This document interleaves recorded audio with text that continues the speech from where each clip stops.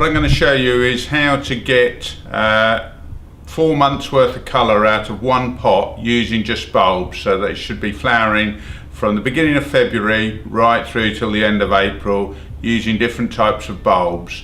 The ones we're going to use are winter aconites for the first flowering bulbs early in February.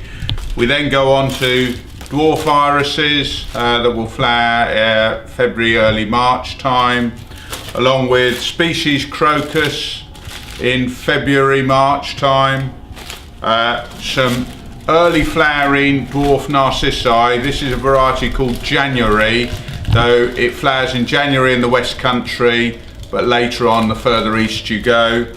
And then for April it will be tulips, which are peach blossom, and then some falconet daffodils that will flower also in April time. And I'll show you how to plant them so that you get a succession of flower throughout the seasons. Okay, when planting up the bulbs, we want to choose a container that's not too deep but quite nice and wide, so we can get the maximum amount of flower out of it. Also, to ensure it's got a good drainage hole at the bottom so the bulbs don't sit in water over the winter. Compost, really any compost you can use, a potting mixture or a multi-purpose with John Ennis. Most of the food is in the bulb already, so we don't need to add much extra fertilizer when we put them in. We fill it up so that there's about 4 inches from the rim of free space to plant the bulbs. And then first of all we plant the tulips.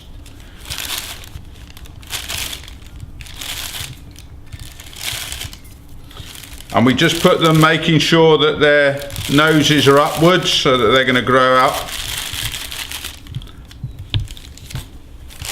And then we put the daffodils in, and we put them in between the tulips, and this is the later flowering daffodil that we're planting first. So we fill them in between the gaps of the tulips, and then they'll give us a nice mixed effect come the spring. We then cover those over with more soil, making sure we break it up so that there are no big lumps in the compost. And then we can plant the second layer of bulbs into the container. And these will be the dwarf daffodils January that are going to flower first, and the dwarf iris.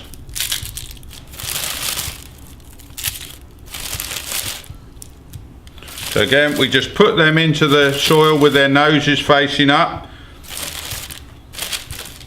and then we'll put the irises in between the daffodils.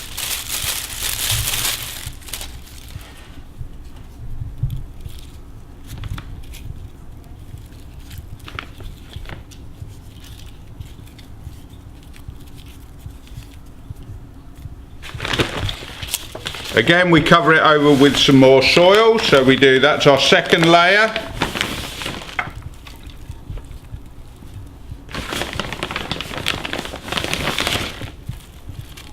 And then in the top layer we'll put the crocus and the aconites. So we can now fill the compost to the top of the container, because we can just push the crocus and aconites into the compost, as they really are fairly shallow planted, and we won't need to cover them. So we get the crocus, just push them into the compost,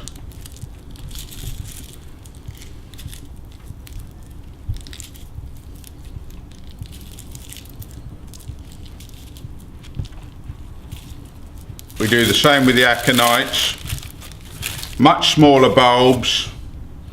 Really the key is, the smaller the bulb, the less deep it needs to be planted. They always say you plant a bulb twice its depth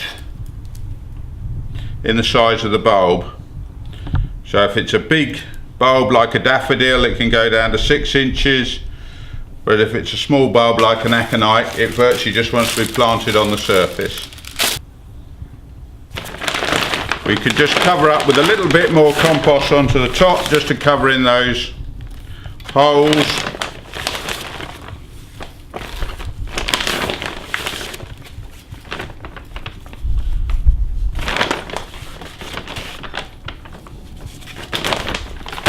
And then the next key thing to do is to give it a very good watering, so that you soak all those bulbs, get them well wet, get them well settled in. They'll start growing away. That initial watering, you shouldn't really need to water them much more than that, as they're stood outside in the garden during the winter.